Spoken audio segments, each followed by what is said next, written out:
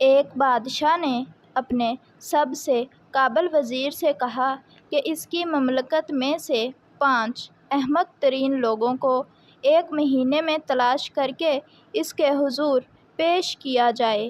1 مہینے کی جدوجہد کے بعد وزیر نے صرف 2 احمقوں کو پیش کیا۔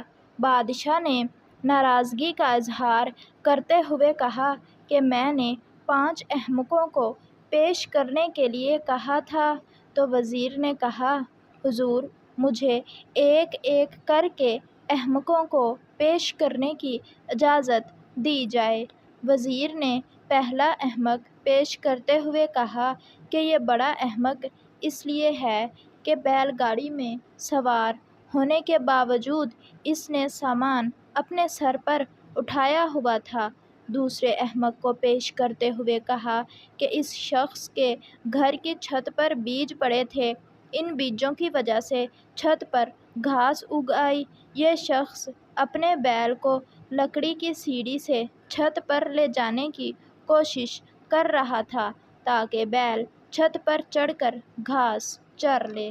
وزیر نے کہا، عالی جاں بطور وزیر مجھے اہم امور سلطنت چلانے تھے، مگر میں نے 1 مہینہ احمقوں کو تلاش کرنے میں ضائع کیا اور صرف 2 احمق تلاش کیے، اس لیے تیسرا احمق تو میں خود ہوں۔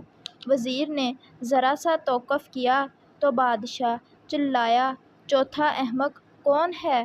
وزیر نے عرض کیا، عالم پناہ جان کی امان پاؤں تو عرض کروں۔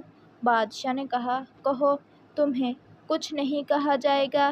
وزیر نے کہا، عالی مرتبت آپ بادشاہ وقت ہیں اور تمام رعایا اور سلطنت کے امور چلانے کے ذمہ دار ہیں، مگر قابل ترین اور اہل افراد کو تلاش کرنے کی بجائے آپ نے احمق ترین لوگوں کو تلاش کرنے میں نہ صرف اپنا وقت برباد کیا، لہٰذا چوتھے احمق آپ ہیں۔ بادشاہ نے تلملاتے ہوئے سوال کیا، اچھا اب بتا بھی دو کہ 5واں احمق کون ہے؟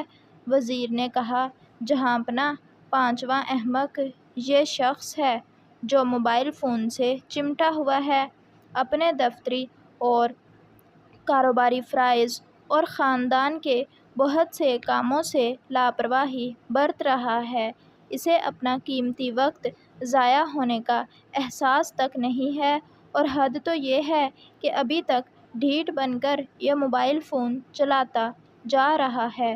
بادشاہ سلامت نے اچانک غصے سے تقریباً چیختے ہوئے کہا کہ وائی فائی آف، اور پورے دربار میں یکدم سناٹا چھا گیا۔